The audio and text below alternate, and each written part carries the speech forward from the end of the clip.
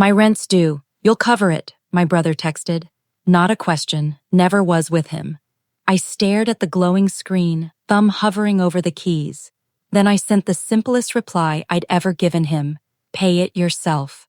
While he was no doubt fuming, I signed a contract that would take me out of this country and out of his reach. An hour later, another message came through, this time from my mom. Don't come home for Christmas unless you co-sign his $200,000 loan. That's when my smile faded. That's when I decided I was done. I used to worship my older brother, the guy who taught me how to ride a bike, who dove into the lake and pulled me out when I almost drowned. Back then, he was a hero. But heroes rot when they realize someone will always bail them out. It started with little things, borrowed cash that never came back, excuses about lost wallets, forgotten pins.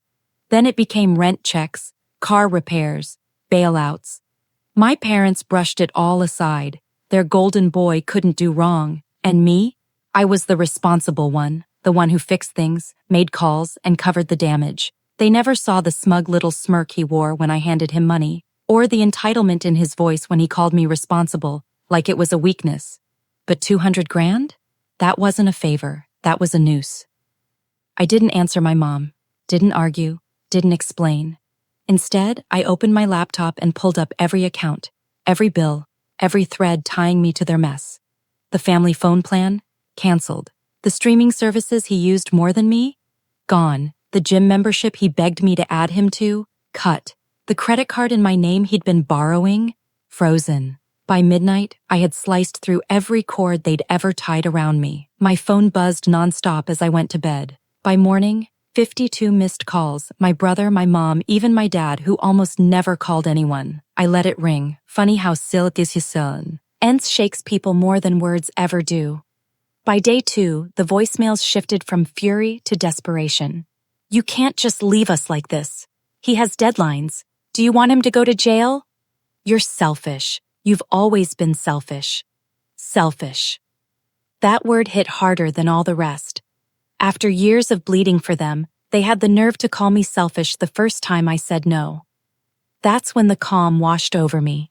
For the first time, I knew I was right. I didn't cut them off completely. That would have been too easy. Instead, I picked up one call. My brother's voice came through, panicked and shaky, stripped of all that arrogance I grew up with. They're gonna repossess my car. They're gonna take the apartment. You can't just... I can, I said flatly. And I did. He stammered, reaching for the same old tricks that used to pull me back in. But, you're my brother. I let the silence hang, then finally said, exactly, and hung up. They thought I'd crack. That guilt would drag me back home. But while they scrambled, I packed. My passport, my work visa, a one-way ticket. I didn't tell them, didn't announce it, didn't give them that courtesy. What I did give them was reality.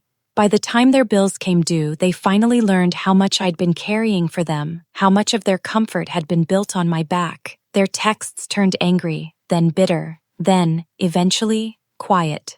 Weeks later, I was gone. New country, new job, fresh air in my lungs. For the first time, I wasn't the backup plan. I wasn't the safety net. My brother really did lose the car. He really did lose the apartment. My parents had to clean up the wreck themselves. I heard whispers of screaming matches, drained accounts, Christmas canceled altogether. They wanted me to co-sign his life away. Instead, I cut myself out of theirs.